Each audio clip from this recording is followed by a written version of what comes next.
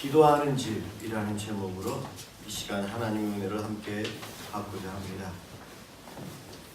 질문부터 먼저 해보겠습니다. 우리가 믿는 하나님을 본 경험이 있는 분 한번 손 들어보세요. 우리 하나님을 본 분.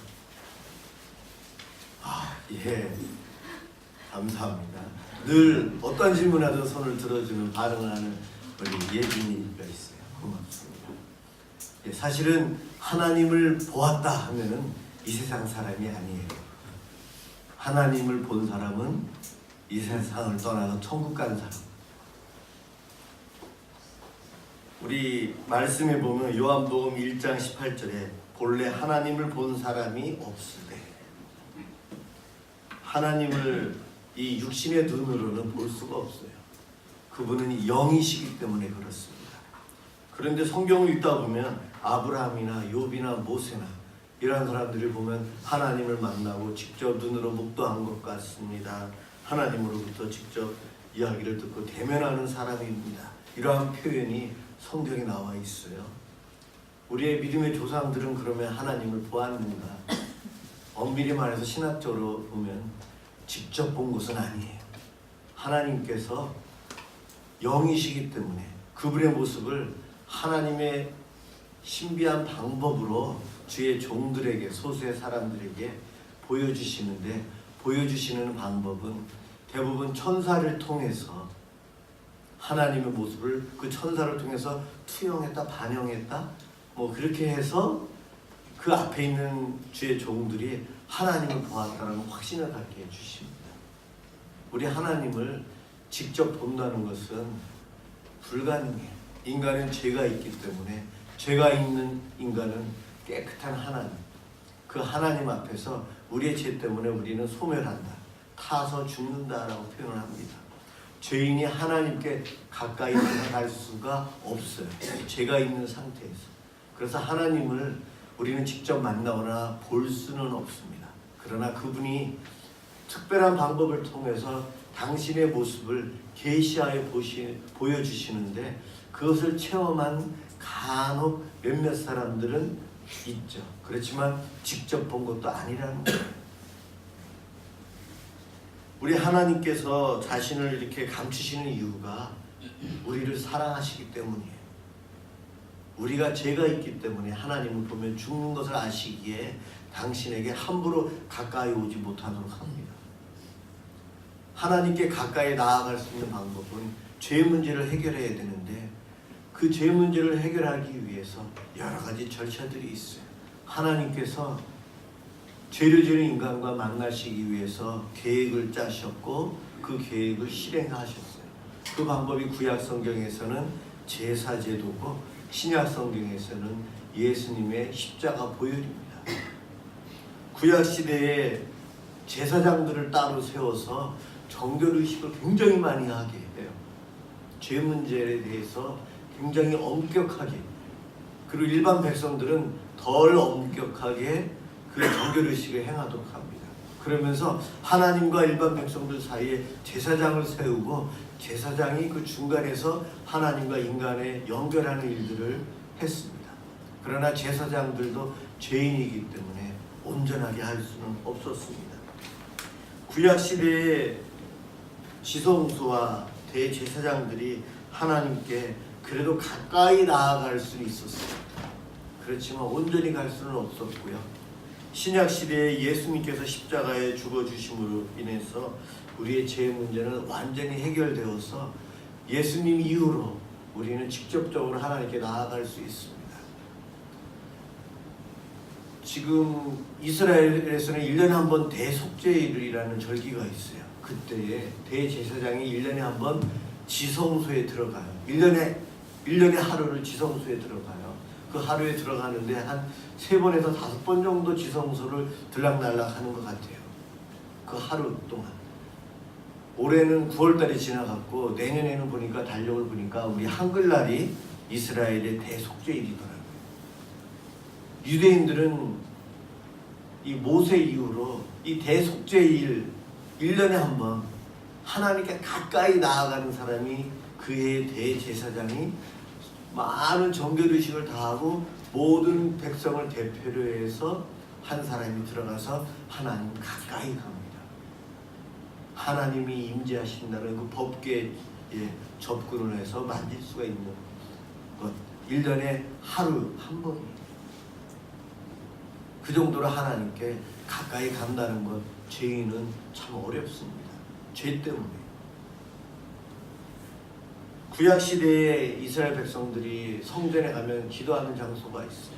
그곳에 가서 기도하지만 죄 문제 해결하는 것은 제물을 사다가 성전에 바쳐서 제사장들이 대신 그 중간에서 역할을 함으로 인해서 백성들의 죄가 용서받고 그렇습니다. 이스라엘 백성들도 성전에 가서 기도는 해요. 그러나 우리와 다른 차원의 기도예요. 우리는 더 깊은 차원이고 하나님과 더 깊은 교제를 할 수 있지만 구약의 백성들은 죄 문제 때문에 하나님과 그들 사이에 넓은 간격이 있어요. 거기에 제사장들이 그 일들을 짐승을 추격하면서 해결하기 위해서 노력을 하죠. 불완전한 방법으로 해마다 죄를 지을 때마다 1년에도 굉장히 수천 번을 할 것 같아요. 하루에 아침 저녁으로 제사가 있고요. 그러면서 계속 행하거든요. 하나님께 아무나 다가가서 이야기할 수 있다면 오늘날은 별 문제 아니지만 구약 시대에는 불가능한 일이었어요. 사울 왕, 이스라엘의 처음 왕이었던 초대 왕이었던 사울 왕이 전쟁에서 적군은 바로 코앞에 있는데 위험한데 아직 제사장 사무엘이 안 왔어요. 마음이 급하고 제사장을 못 기다려서 자기 자신이 왕이니까 제사를 대신 행합니다. 그것으로 인해서 사울 왕은 자기 아들이 왕을 이어가지 못해요. 하나님이 진노하십니다. 제사장들이 해야 될 일을 너가 대신을 할 수 없는 일을 했고 죄를 지었다. 그래서 자기 혼자만 왕을 하고 다윗 집안으로 왕권을 빼앗기는 일이 바로 하나님께 다가가는 일을 자기 멋대로 했다가 그와 같은 벌을 받습니다. 우시야 왕, 남유다의 우시야 왕도 선한 왕 중에 한 사람이에요. 그런데 그가 성소에 들어가서 그 분향하는 것을 하지 말아야 되는데 자기가 하겠다고, 내가 왕인데 제사장이 말리는데도 끝까지 가서 하겠다고 하다가 이마에 나병이 발생합니다. 그래서 그는 자기 왕궁에서 쫓겨나서 별궁에 있고 자기 아들이 대신 왕의 역할을 합니다. 그는 죽을 때까지 그 병으로 있다가 죽게 됩니다. 하나님께 아버지라 부르면서 가까이 갈 수 있는 것 구약 시대에는 불가능했어요. 고라와 다단과 아비람 등 250명의 지휘관들이 출애굽 과정 중에서 모세 너만 하나님의 종이냐, 하나님의 말씀을 듣고 우리에게 전하지만 너 못하는 것 같다, 우리도 할 수 있다, 그렇게 대들었다가 하나님께서 모세하고는 성막간에서 구름 속에서 만나 주시거든요. 특별히 택함 받은 모세에게만 그와 같이 했지 너희들이 허락하지 않는다. 그러면서 그들은 지진으로 땅을 입을 벌려서 그들을 하나님 죽게 하고 일부는 불에 태워서 그들은 저주받아 죽음을 당합니다. 하나님을 만나는 건 두려운 거. 감히 하나님께 접근할 수 없어요. 죄인인 인간. 이게 구약 시대입니다. 이 문제를 해결하기 위해서 하나님께서 예수님을 보내주셨고 예수님께서 십자가에 달려 돌아가심으로 완전한 제물이 되셨고 완전한 제사를 완성해서 이제 제사가 필요 없게 되었어요. 그러면서 우리 모두는 그 예수를 믿음으로 인해서 하나님께 이제는 담대히 나아갑니다. 아무나 다 하나님께 갈 수 있는 특권을 얻었어요. 저와 여러분들은 하나님을 아버지라고 부르면서 하나님 앞에 다가갈 수 있어요. 그것은 다 예수님 때문에 가능하죠.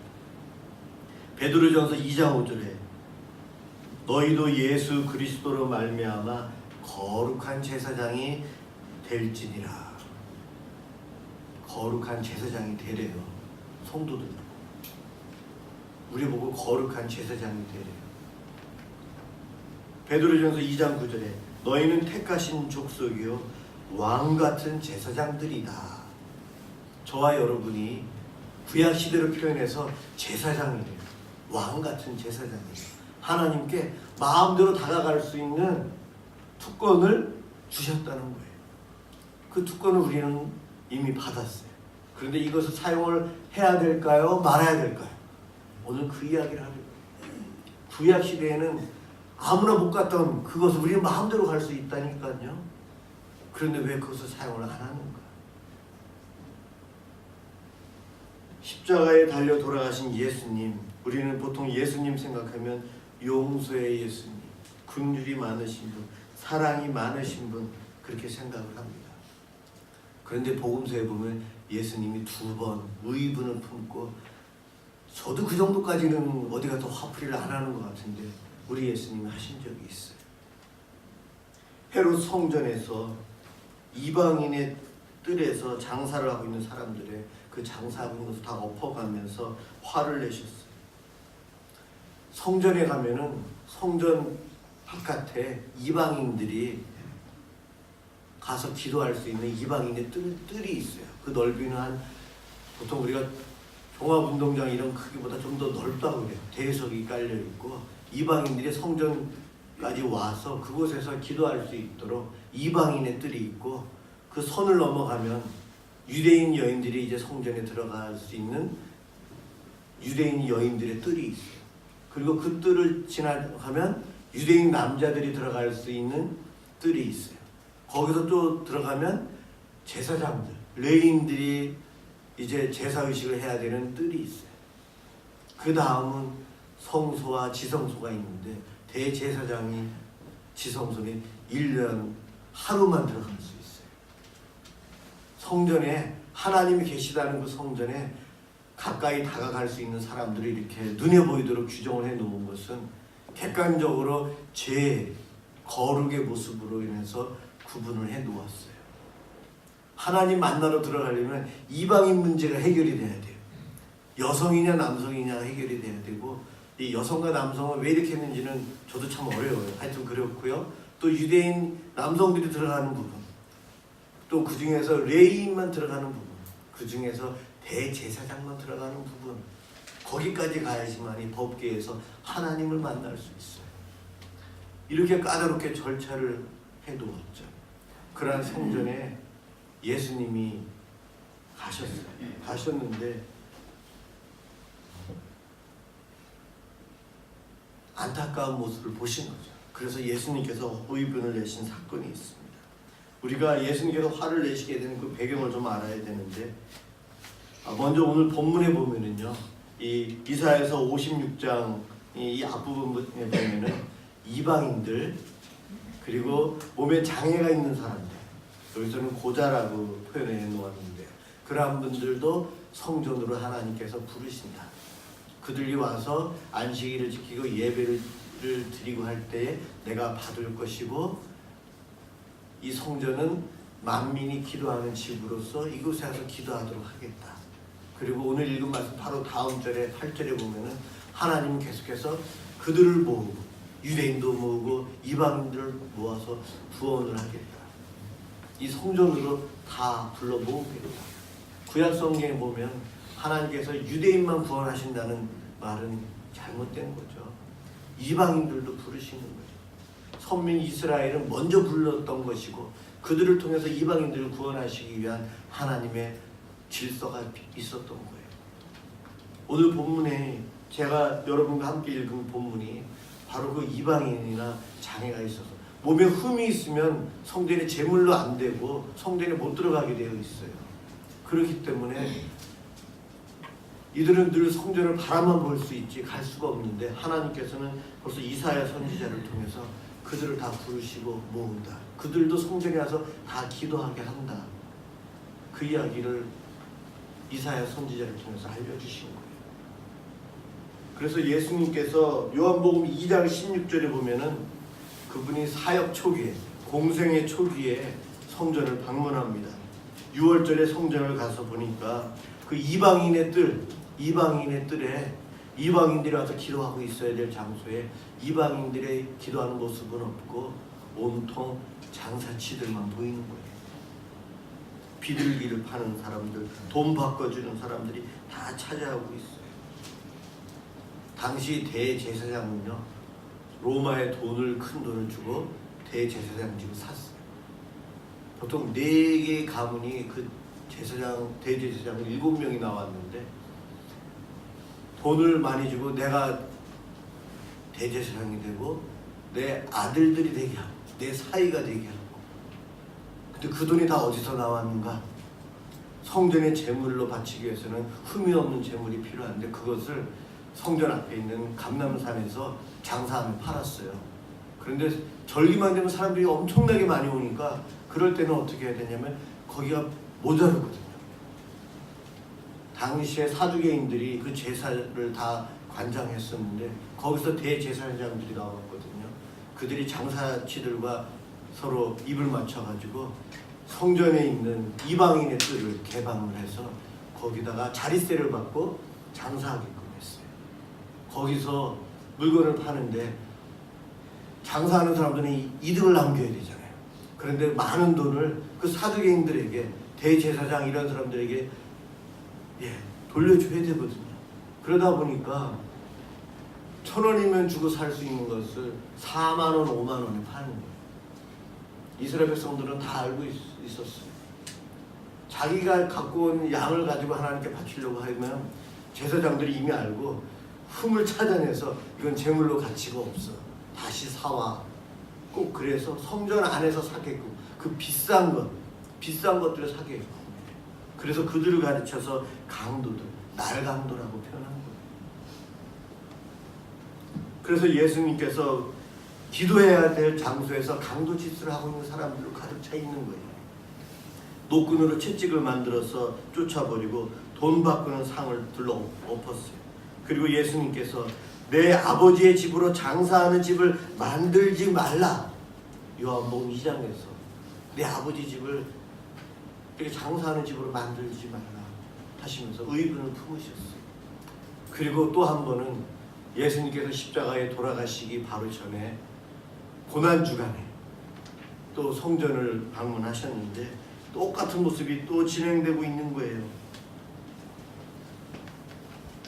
이스라엘 백성들이 환전을 하는데 당시에 통용되고 있는 동전들이 보통 바깥에서 2가지가 있었어요.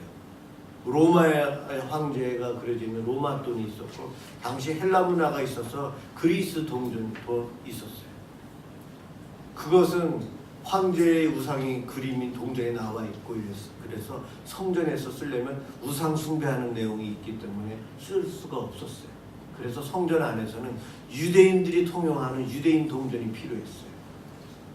이방인에 따라서 환전을 해주는데, 환전도 잘해주면 좋지만 아까 그렇게 한 것처럼 값을 비싸게 해가지고 폭리를 취하는 거죠.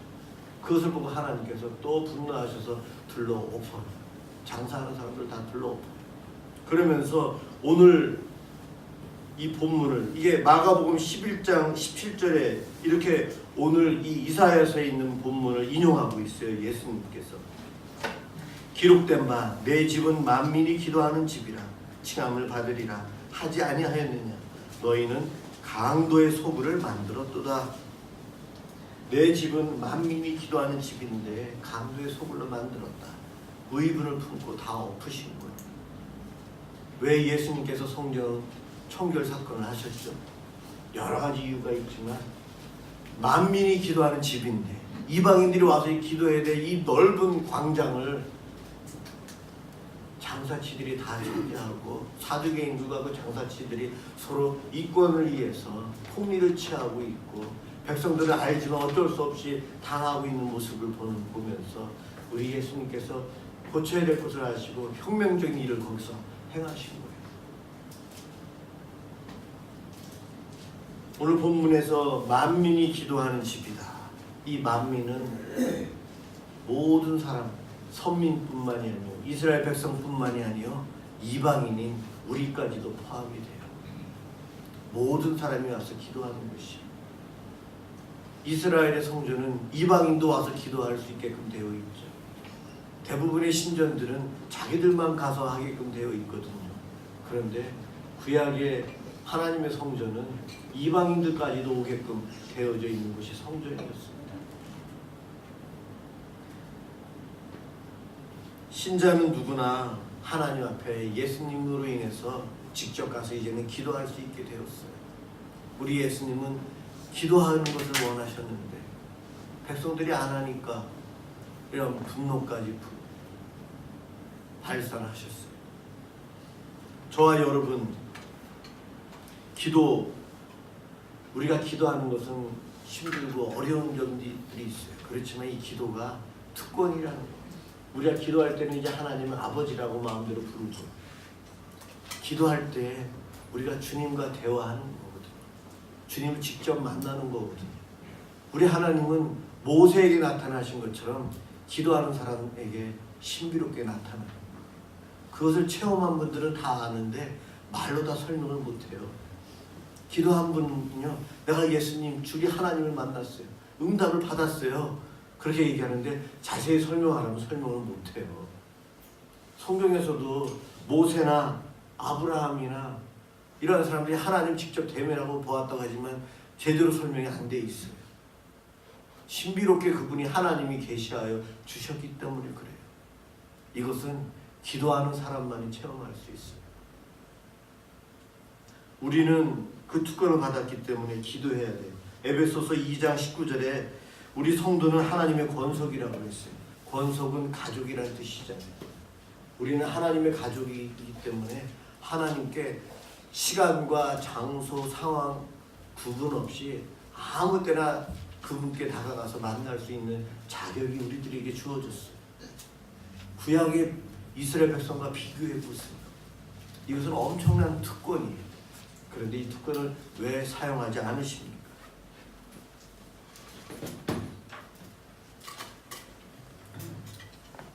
구약의 성전은 제사를 드리고 기도하는 장소였어요. 그 성전은 하나님이 계시는 곳이라 성전인데 오늘날의 성전은 우리의 마음이죠. 이곳에 성령님이 계셔서 우리 몸이 성전이에요. 그렇지만 제사를 드리는 장소라는 개념에서 보면은 오늘날의 이 예배당이 또한 성전의 일부 역할을 가지고 온 것이 이 예배당이에요. 이 예배당은 구약의 성전에 비교해 보면 기도하는 장소예요. 하나님께 제사, 예배드리는 장소가 이 예배당이에요. 이곳은 예배드리고 기도하는 데에 주 목적이 있는 곳이죠. 그럼 제가 저쪽 남설운회교에서 우리 목회하면서 여전도 회장님들께 부탁을 한 것이 있었어요. 우리 목회자들이 계속 부탁하는데 그 바자회를 여전도 회장님이 잘 하시게 해서 준비를 많이 하시거든요. 봄부터, 가을에 있는데 봄부터 팔아요. 물건을 수요일날 오셔서 팔고 여름에도 파세요. 제가 그거 다 하려면 그렇게 하지 마세요 하는데, 왜냐하면 물건을 수요일날 갖고 오시고 진열하시고 이러다 보면 예배에 집중할 수가 없거든요. 또 성도들도 예배 빨리 끝나고 가서 저거 사야 되겠다, 모자랄지 몰라, 그 생각까지는 예배에 방해가 되거든요. 그래서 되도록이면 못하시게 하는 거예요. 사실은 하나님께 집중하게 해야 되는데 물건이 왜 안 왔지? 예배를 드리면서 왜 벌써 왔어 했는데 왜 안 왔지? 그거부터 해서 여러 가지 분주함 때문에 예배에 집중이 안 되거든요. 어쨌든 예배가 방해가 되기 때문에 그것을 금지하는 거예요. 우리의 예전 장모님들이나 어르신들은 교회에서 장사하면 안 된다, 예수님이 다 엎어버리지 않았냐, 그래가지고 막 그렇게 이야기하시거든요. 그래서 교회에 커피 자판기를 두었다가 그 목사님 쫓겨난 분도 계시고요. 처음에 반포 남설교회 갔더니 정식을 팔아요. 뭐 이런 교회가 다 있나, 저도 그랬어요. 지금 남설은혜교회 정심 얼마죠? 1,000원인가요? 2,000원인가요? 전 목사가 돈을 안 내고 먹어가지고 사교를 몰라요. 교회가 왜 장사를 하지? 그래, 저도 그랬었어요. 그런데 이 본문을 잘못 알고 있는 거예요. 예배에 방해가 되기 때문에 하지 말라는 거지, 교회가 커피 자판기 설치했다고 목사님이 쫓겨나니까 이건 뭔가 많이 잘못된 거예요. 사실은 교회가 예배에 집중하도록 하기 위해서 그런 것들을 구마하는 것뿐이지만, 교회에서 자판기하고 남설은혜교에서 그거 받는 것은 선교비로 쓰고 다 그런 쪽으로 하는 거죠. 좋은 의미에서 하는 거죠. 그런데 이 본문을 잘못 해석해서 그렇습니다. 어쨌든 제가 오늘 말씀드리고 싶은 것은 교회는요, 말씀을 설교하는 곳이고 전도하는 곳이고 뭐 결혼식도 하고 주의 만찬 성찬식도 하고 세례식도 하는 장소입니다. 구제도 하고 장학 활동도 교회에서도 하고 사회 정의를 실현하는 데 있어서 이 예배당 건물을 사용하기로 해요. 그럼요, 다 사용할 수 있어요. 하지만 본질은 교회는, 예배당은 하나님께 예배를 드리는 곳이요, 기도하는 곳이에요. 여러분이 이 교회에 오셔서 예배하고 기도하는 것, 이게 제일 중요하다는 거예요. 식사 당번이고 저 봉사하시는 건 1년 내내 저거만 하시면 문제가 있는 거지만 뭐 그주 한 달에 한 번이나 이렇게 순서 돌아와서 하는 것은 이해가 되지만 저 분장 때문에 예배가 방해된다면 주일마다 우리는 금식해야 될 거예요. 그렇지만 우리는 그 소수의 분이 순번 돌아가면서 하기 때문에 괜찮아요. 그렇지만 여기 오셔서 여러분 예배드리고 여기 오셔서 기도하는 것, 이것은 예수님께서 십자가의 죽으심으로 우리에게 주신 특권이에요. 그것을 사용하셔야 돼요. 기도하러 오셔야 돼요. 기도는 어느 곳에서나 다 할 수 있지만 이 예배당에 오셔서 여러분 기도하세요. 이스라엘 백성들도 자기 집에서도 기도했지만 성전에 와서 기도하고 하나님 앞에 나아갑니다. 한나도 그랬었죠. 여인의 뜰까지 가서 기도한 것이 한나죠. 우리도 여기 와서 기도해야 돼요. 믿음의 선배들은 잘 알고 있어요. 기도를 하루에 2-3시간씩 하시는 분들은 뭐 안 바빠서 그렇게 하시나요? 그렇게 하면은 말할 수 없는 복을 하나님이 주시는 것을 계속 체험하기 때문에 그렇게 기도하시는 거예요. 그런데 기도 생활 잘 안 하시는 분은 몰라서 안 하시고, 기도는 진실한 믿음으로 한 1분만 해도 돼. 그래서 이렇게 하시는 거죠. 그런데 그런 분들은 1시간, 2시간, 3시간 기도하는 것을 경험해보지 못해서, 그렇게 하면서 하나님께서 주시는 복을 체험해보지 못했기 때문에 그런 말 하시는 거예요. 여러분, 기도는 많이 하면 할수록 좋아요. 처음에는 달라는 기도, 거기서부터 하면 돼요. 세상적인 육적인 기도, 거기서부터 하면 돼요. 기도하다 보면 성령님께서 알려주세요. 이 기도도 해라, 이것도 해라. 하나님께서 요구하시는 기도는 하나님 나라의 확장이에요. 하나님 나라의 확장. 내가 기도하는데 하나님 지금 당장 무엇이 필요한데 주세요. 우리가 거기서 끝나는 것이 아니고, 기도는 방향이 중요한데 나의 개인적인 기도도 끝내는 하나님 나라 확장과 연결이 됩니다. 사실 우리가 그것을 모르고 내 기도만 하는데, 내 기도를 하는 이유가 하나님 나라 때문에 기도하는 것을 깨닫게 될 거예요. 그러한 기도로 바뀌게 되면 성숙한 기도가 됩니다. 저도 신학교 다니면서 철야를 하는데 15분 기도하니까 할 기도가 없더라고요. 그런데 계속 하다 보니까 3시간이 그냥 가더라고요.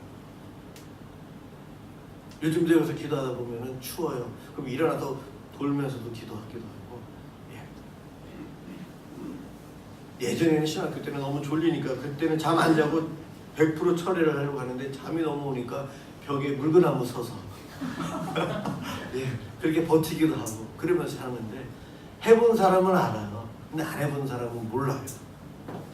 여러분, 기도하기가 힘들죠? 그렇지만 시작해보세요. 손 한번 들어보실래요? 주일학교 어린 학생이 되어주셔야 돼요. 기도법. 하나님 감사합니다. 용서해주세요. 도와주세요. 예수님 이름으로 기도합니다. 이것부터 시작하시면 돼요. 어린 아기가 옹알이부터 하죠. 옹알옹알해도 엄마는 알아들어요. 그리고 그 아이가 엄마, 아빠부터 시작하죠. 그래도 늘 엄마, 아빠 이래도 알아들어요. 그리고 그 아이가 이제 한 단어로 말을 하기 시작합니다.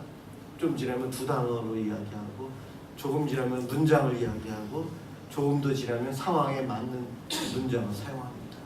기도도 그래요. 안 하면은 거기서 멈춰요.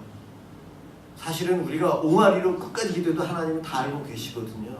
그렇지만 우리가 믿음의 성숙이라는 것에 있어서 기도를 하면서 기도에 그런 발전이 있어요. 그러면 나도 기뻐요. 기도 여러분 한번 시작해 보세요. 내가 기도 시작하면 5분을 못 버틴다. 그러면 5분씩만 계속 하세요. 했던 기도 또 반복하고 다시 하면 10분 돼요. 그렇죠? 그러면 돼요. 그렇게 기도하십시오.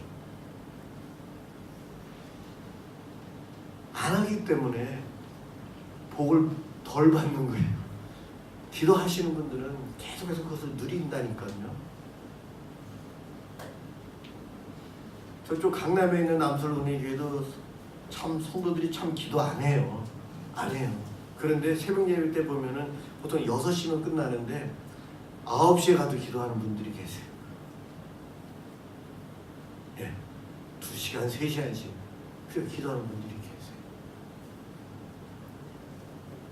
우리가 그렇게 못하더라도 한번 앉으면 20, 30분, 1시간 정도는 내가 기도할 때까지 내가 기도 훈련을 해보리다. 해보시면 됩니다. 우리 예수님께서 우리에게 그와 같은 축복을 주셨어요. 기도 안 해도 하나님은 다 아시지만 하나님은 우리가 기도하기를 원하세요. 여러분 올 한 해가 다 가는데 내 기도 생활 한번 평가해 보시고요. 하나님의 집에서 기도하는 내 기도 생활 조금 더 업그레이드 하리라. 1분 기도하시면 이제 2분씩 기도하시면 돼요. 내년에는 3분. 그렇게 하면서 가면 돼요. 내가 지금부터 철회를 하리라. 그러면 실패합니다. 예, 조금씩 하세요. 그렇게 하는 것을 통해서 기도의 맛을 한번 보셨으면 좋겠고요. 그것은 예수님이 이미 아세요. 그래서 예수님은 그렇게 기도하셨어요. 우리도 주님의 집에서 만민이 기도하는 이 교회에서 기도하면서 기도 응답도 체험하고 하나님을 만나는 것도 체험하고 그 신비도 경험하고 기도의 깊이를 누리고 기도를 투권으로 사용하는 자로서의 신앙인의 삶을 살기를 주님의 이름으로 축원합니다. 기도하겠습니다.